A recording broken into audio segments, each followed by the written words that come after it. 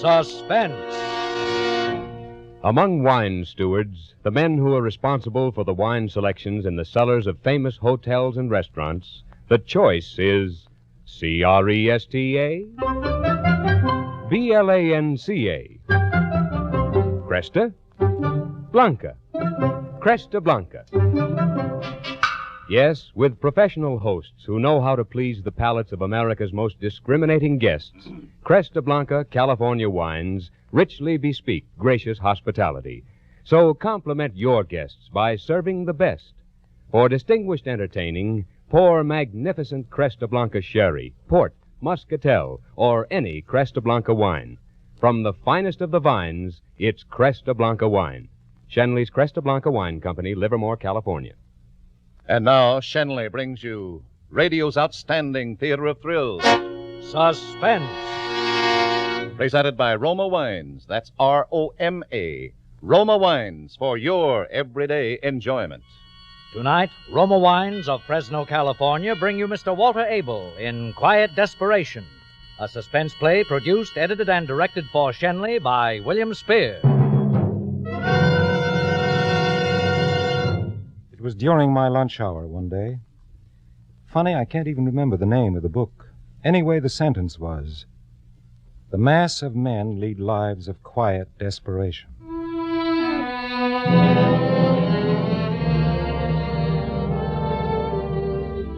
I couldn't seem to get past that sentence. Quiet desperation.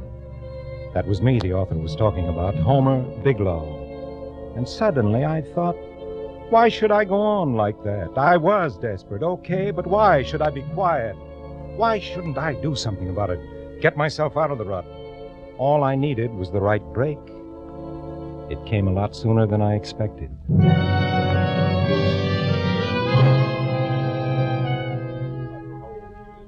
One day, just before my vacation, I happened to overhear Mr. Pearson, he's president of the bank, talking to one of the bank's directors, Corbin Vandergriff. Usually their conversation is about debentures or first mortgages or government issues. That stuff didn't interest me. Today, their talk was a horse of another color. It was a hot day, and the door of the boss's office was open.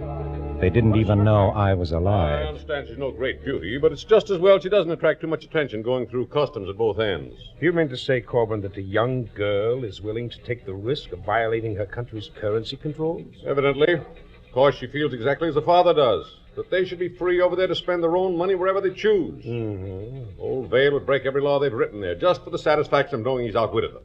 And Hester probably feels the same way about it. Well, then he'll get quite a kick out of slipping 20,000 pounds out of the country. Not pounds, John, but they might as well be. They're just about as negotiable as cold cash. Why, when that girl turns them over to me, I can walk into any dealer in the city and get full market value in 10 minutes. And I intend to do it for him. I'm in complete sympathy. No government on earth could tell me where and when and how to spend my own money. Once she gets the money, what's she going to do with it? Oh, I don't know. I don't care. My guess is that she's going to do some shrewd buying highly scarce products for shipments back abroad. Leave it avail to find a profitable deal.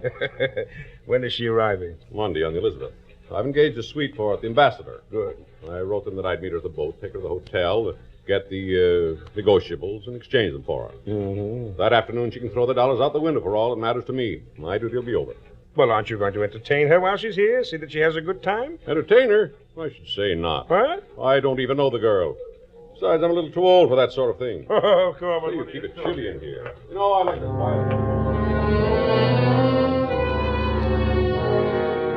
I wondered what Mr. Pearson would say if any of us employees at the banks were to play fast and loose with the law the way Corbin Vandergriff and that snooty dame Hester Vale were doing.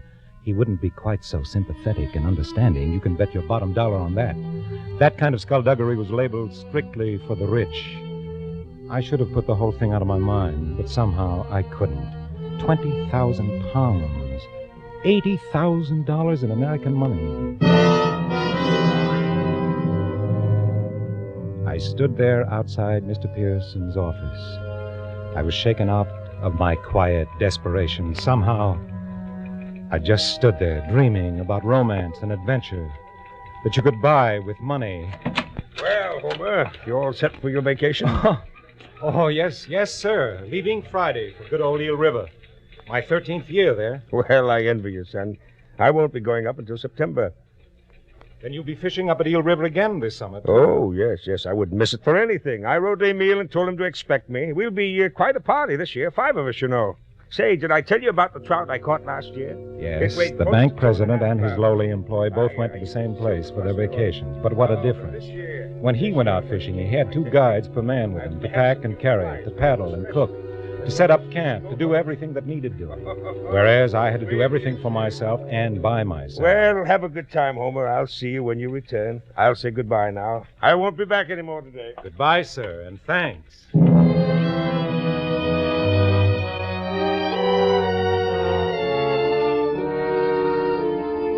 I had my lunch that day as I usually did in the boardroom. Jenny, Mr. Pearson's secretary, had left the door to his office open so that if the phone rang, I could take the message while she was out. The phone did ring, and it was Torben Vandergriff. Who is this? This is Homer Biglow, Mr. Vandergriff. Oh, yes, Homer. I'm sorry. Make sure to give this message to Mr. Pearson. I'm laid up here in the country with a cold. I won't be able to get to the city for that appointment on Monday. Mr. Pearson knows all about it. Ask him to meet Miss Vale at the boat for me and see to it that she's settled at the hotel. Tell him not to expect me back in the city until next Wednesday at the earliest. Yes, sir. Tell him I'll take care of that financial matter for Miss Vale when I get in. It can wait until Wednesday. Yes, sir. And tell him not to bother to call me. I'm going to spend this week in bed, and I don't want to be disturbed. Yes, sir. Thank you, Homer. So Mr. Vandergriff was indisposed. Too bad. Now the girl would have to be met by a substitute, a stranger. Well, she didn't know either Vandergriff or Pearson from a hole in the ground, so what did it matter? And if it came to that, why did the substitute have to be Mr. Pearson? Why couldn't it be me?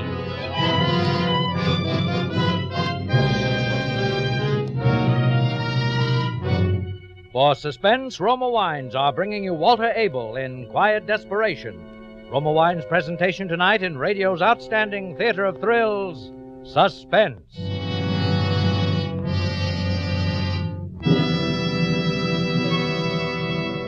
Suspense, radio's outstanding theater of thrills, is being brought to you by Roma. That's R-O-M-A. Roma Wines, America's largest selling wines.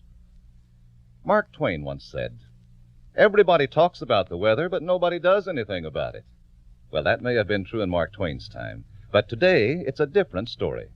Today there's an easy way to beat the heat. Just half fill a glass with better tasting Roma wine, such as rich Roma Tokay, fruity Roma Zinfandel, or mellow Roma Claret. Add ice, fill up with soda, sweeten to taste, and garnish with fragrant mint or fruit slices. Then lean back and enjoy Roma Wine and Soda, America's smartest, coolest summer drink. I'm sure you'll agree that Roma Wine and Soda, so delicious, so refreshing, so cool to come home to, is the perfect warm weather thirst quencher. Perfect for summer entertaining. So inexpensive, too. It's a hot idea to treat your family and friends to cold, refreshing Roma Wine and Soda, made with better tasting Roma wines. America's favorite wines. And now Roma Wines bring back to our Hollywood soundstage Walter Abel as Homer Biglow with Cathy Lewis as Hester Vale in Quiet Desperation, a play well calculated to keep you in suspense.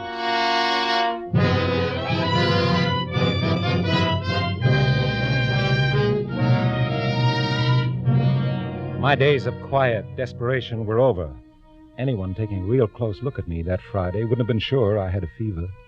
My face felt hot, and every now and then I had a fit of trembling. But evening finally came. I gulped down some food at the cafeteria, picked up my bags at home, and went to the station. The next day, I was saying hello to Emil on the platform of the Eel River station. Hello, Abel. ¿Cómo se va? Hello, Emil. Glad to see you again. How is my bon ami, Mr. Pearson? Fine. He sends his regards. How's the fishing? Oh, magnifique. The best ever, eh? Many others on the river, Emil? Oh, not a one. The fish, they are hungry like anything, and not a one to give them small fly to eat. Now you come, Homer, and they will be all for you. That's fine. I'll get started right out. Is everything all set? Oh, tout prêt. Everything is ready, eh? Come.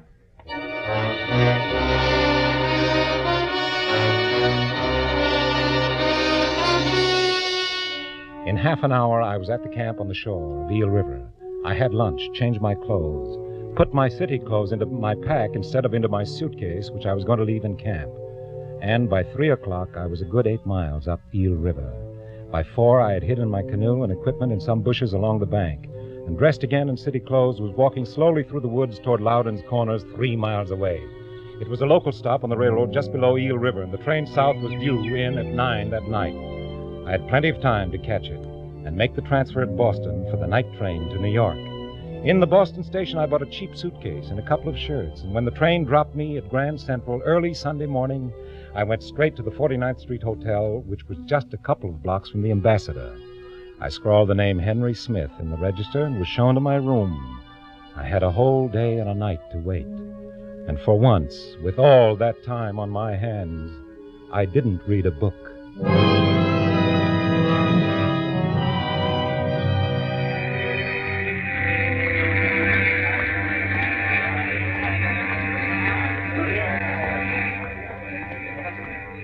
Excuse me, where could I find a Miss Vale, one of the passengers?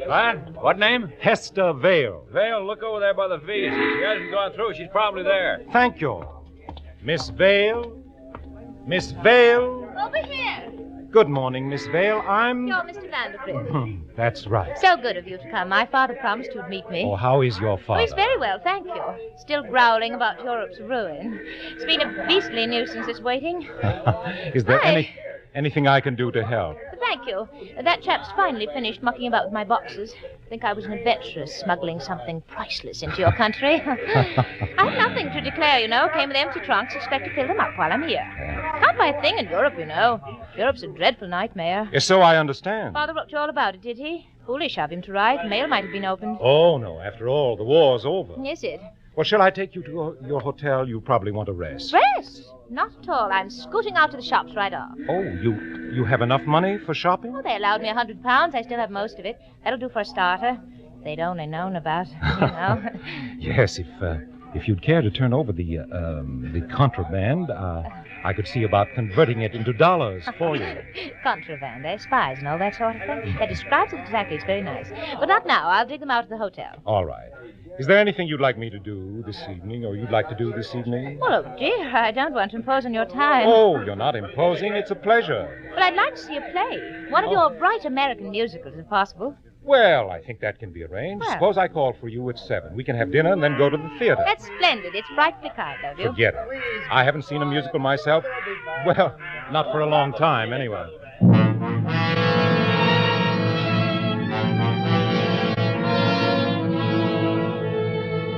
I took her to her suite at the Ambassador. Then I went back to my room to think over my plan. It was almost too simple. As soon as she turned the securities over to me, I'd take them to a broker and collect.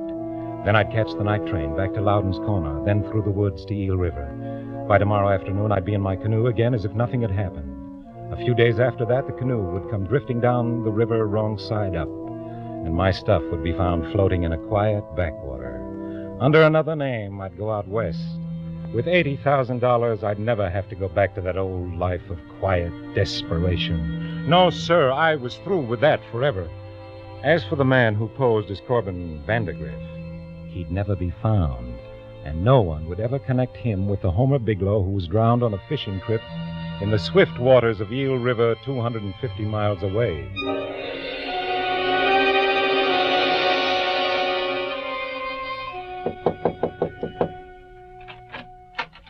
Good evening, Miss Vale. Hello, right on time. How was the shopping? Oh, I say, it left me quite speechless. I can't wait until I can really go on a spree. Are we ready? If you are. Quite. Oh, dear. There, now, will you hold this key for me? There's simply no room in my bag for it. Sure, I'll keep it in my pocket for you. Thank you.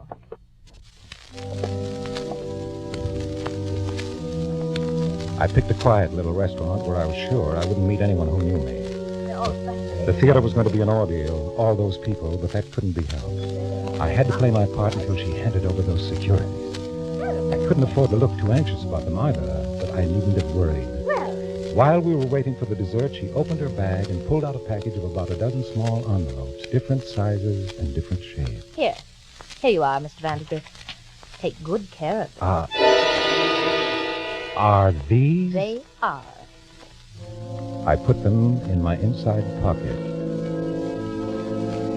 All the way down Broadway in the taxi, I felt them. The envelopes were too small, it seemed to me, to hold securities. Maybe if they were folded over, but even then they would have to be bulkier than they were. I had to look into those envelopes to know if the securities were really there. But I had no chance, and it wasn't until the taxi dropped us in front of the theater that I was able to make one.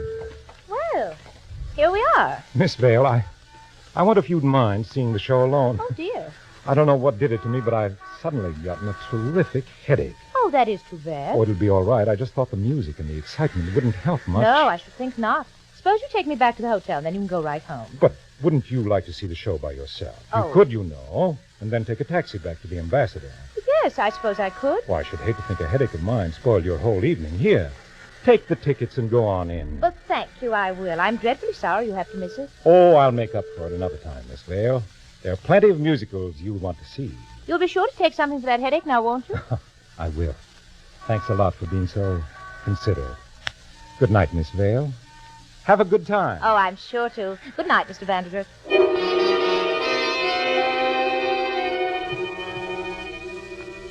Back in my hotel room with shaking hands, I opened the envelopes.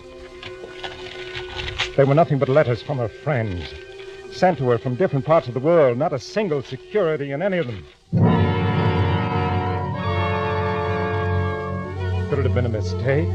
Did she hand me the wrong package? Didn't seem possible.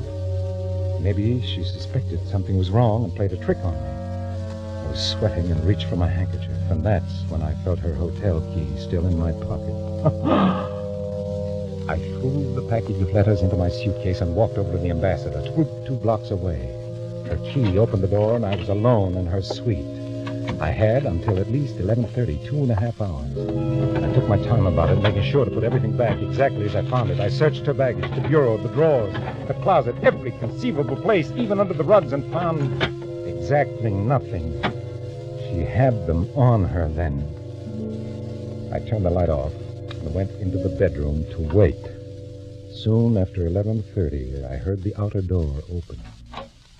Really, I'm terribly sorry to have caused this trouble. Mr. Vandergrift was suddenly taken with a headache, or I'm sure he wouldn't have forgotten to return my key. Well, it really doesn't matter, miss. You can use this duplicate until he returns it to you. Oh, it is a bother, though. Oh, not at all, Miss Vale. Happens often. Well, good night. Thank you. Good night. Oh! Oh, dear. Vandergrift, what are you doing here? I'm sorry to disturb you, Miss Vale, but I had to come back. You see, you forgot to give me the securities. Securities? Yes, the securities I was to have sold for you. Oh, my dear, but I did. Oh, no. There wasn't anything in the package except some letters from friends of yours. Who are you? You're not Mr. Vandergrift. Miss Vale, what my name is doesn't matter very much. By this time, it's enough for you to know that I want those securities and I need to get them. Hand them over. You get out of here. I warn you, Miss Vale, I don't want to get nasty, but I'm not going to leave without them. Stay away from me. The securities, Miss Vale? No. No. No. Where no. are they, Miss Vale? No. Tell me. I don't want to hurt you. The more she struggled, the tighter I gripped her throat. Her arms beat weakly against my side, and suddenly I got so mad at her that I... Where are they? Where are they? Tell me, where are they? My fingers tightened and strained against her soft flesh. Then suddenly she quit struggling, and when I loosened my grip, she fell down on the floor unconscious. Where was that purse of hers? Ah, there. I ripped it open. Nothing there but a powder compact and a lipstick and some change. Where could they be? She'd have to tell me. I'd make her. Miss Vale! Wake up, Miss Vale! She didn't move. And then I saw that she wasn't breathing anymore. I'd killed her.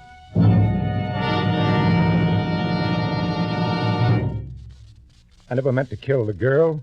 I hadn't any idea I was choking her that hard. All I wanted was... No, I had to get away. I couldn't stay there with that limp body sprawled on the rug, but I had to be careful. I couldn't afford to make any mistake now. I tried to remember everything I'd read in detective stories. You had to be careful about fingerprints. I ran to the bathroom, grabbed the towel, and with it wiped every surface I might have touched. Then I dragged the body to the bedroom and put it on the bed. I shut the door behind me and turned the lights off in the sitting room. I listened a couple of seconds at the outer door. Everything was quiet. I ducked out and went to the stairs. The lobby was empty. I crossed over and went onto Park Avenue. 5 minutes later, I was in my hotel. It was 12:30. I could still catch the 1 o'clock train for Boston.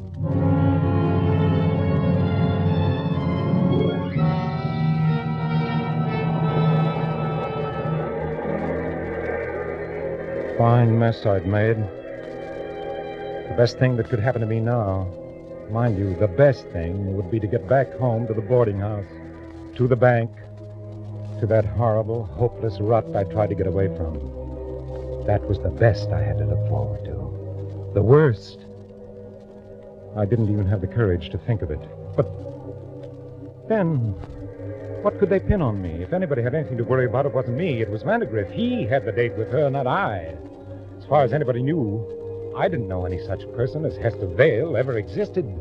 Vandegrift was the guy she told the desk clerk she'd given the key to. But the poor sap wouldn't even be able to prove an alibi for late last night midnight. Yes. Ha! Ha! I could go back to my fishing and forget the whole thing. Forget it ever happened. I was safe. Huh. Fine consolation that was, after all the beautiful plans I'd made. But at least I was safe.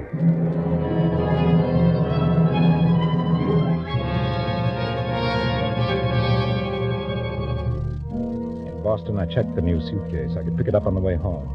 The local dropped me at Loudon's Corner.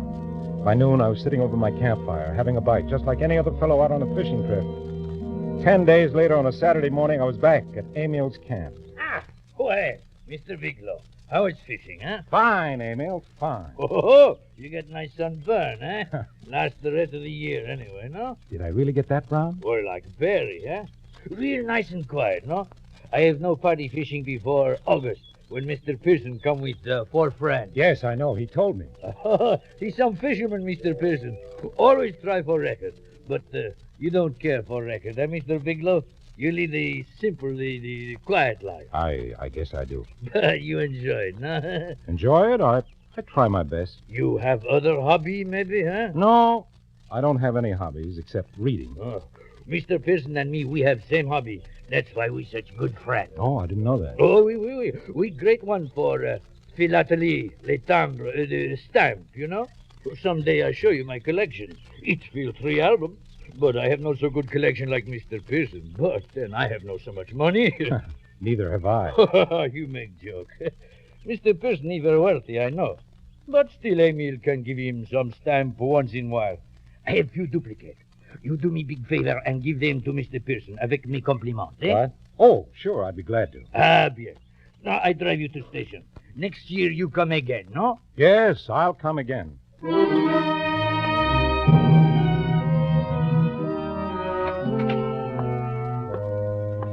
Well, Homer, you're back, huh? Did you enjoy your rest? Yes, it was fine, Mr. Pearson. Good. I can't say we've had any enjoyment back here. Have you heard about Mr. Vandegrift? Mr. Vandegrift? No, sir. Is there something wrong? Wrong. I'll say there is. He's been arrested for murder. He insists he's innocent, but the police have a strong case against him, very strong. Oh, it looks bad indeed. I'm sorry, sir. So are we all. It means I'll have to give up my fishing trip this summer for one thing. I can't desert old Vandy at such a time. I'll have to wire Emil, and I just got a letter from him telling me he had everything arranged, too. Yes, he told me he was expecting you. Oh, well. Can't be helped. Oh, say, by the way, he wrote that he sent some duplicates on to me in your care. Stamps, you know. Stamps? Oh, that's right, he did. Sorry, I forgot about them, Mr. Pearson. I must have them at home. I'll bring them in tomorrow, sir. Well, no hurry. I have no mind for them now anyway. Well, back to work. Come on, back to work.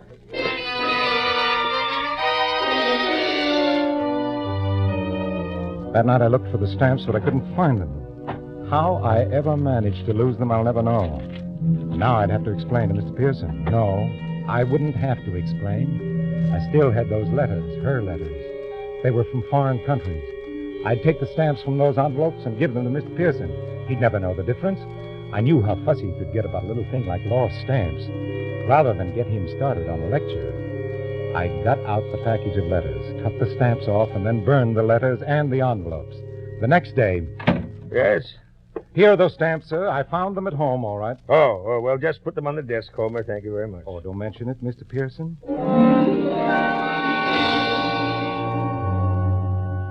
I was having my lunch later in the boardroom when Mr. Pearson came in. He had a stranger with him, a tall man with an angry face. Here you are, Homer. Yes, sir? I want you to meet Mr. Scott. How do you do? I do. Those stamps you gave me, Homer, are you sure you got them from Emil? Oh, yes, sir. Just before I left, he gave them to me for you. No, Homer, no. I just called Emil. He told me he gave you some recent French issues. Those weren't the stamps you gave me. Oh. Well, Mr. Pearson, I guess you found me out. You see, I lost the stamps Emil gave me, and I didn't want to disappoint you, so I went to a stamp dealer's and picked up a dozen odd stamps to replace them. I didn't think it would make much difference. Is that your story, Bigelow? Why, what do you mean? It's true. They were very rare and very valuable stamps, Homer. You must have shelled out a pretty penny for them. Oh, I don't know. Mr. Pearson feels a man in your position couldn't afford to buy stamps like those unless... Unless what? Unless you didn't buy them at all, Bigelow. Unless you got them from the late Miss Hester Vale. Well, what's the matter, Homer? Is the name familiar to you? No. Why, no, sir. I never heard of... What makes us think so is that the stamps Miss Vale smuggled into this country were the same issues. And worth exactly as much. $80,000. They were worth $80,000? Could it be a coincidence, Mr. Bigelow?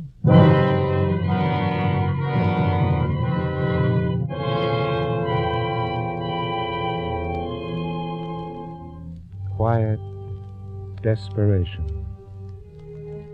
I've been catching up on my reading here in prison while waiting. I found another good quote. Happiness is the absence of pain.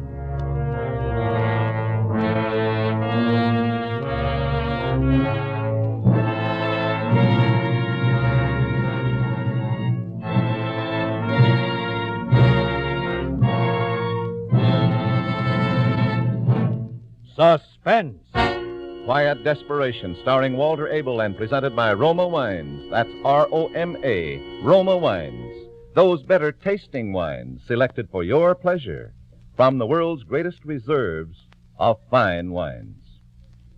More Americans enjoy Roma wines than any other wines because Roma wines taste better.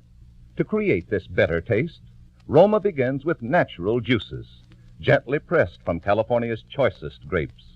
Then, Roma master vintners with ancient skill and unmatched wine-making resources guide these luscious grape treasures unhurriedly to taste perfection. Then, these better-tasting wines are placed with mellow Roma wines of years before, and from these, the world's greatest wine reserves, Roma later selects for your pleasure. Right now, a wonderful way to discover the better taste of Roma wines is to serve Roma wine and soda, iced. For cool, lip-smacking refreshment, enjoy delicious Roma wine and soda made with your favorite Roma wine. That's Roma, America's largest selling wines. Walter Abel will soon be seen in the Hal Roach production, Fabulous Joe. Tonight's suspense play was by George and Gertrude Fass. Next Thursday, same time, you will hear Donald O'Connor as star of Suspense. Produced and directed by William Spear for the Roma Wine Company of Fresno, California.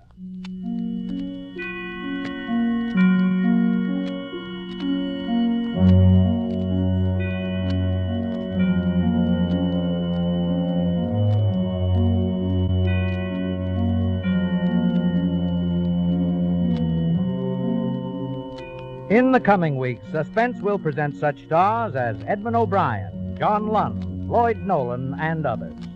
Make it a point to listen each Thursday to Suspense, radio's outstanding theater of thrills.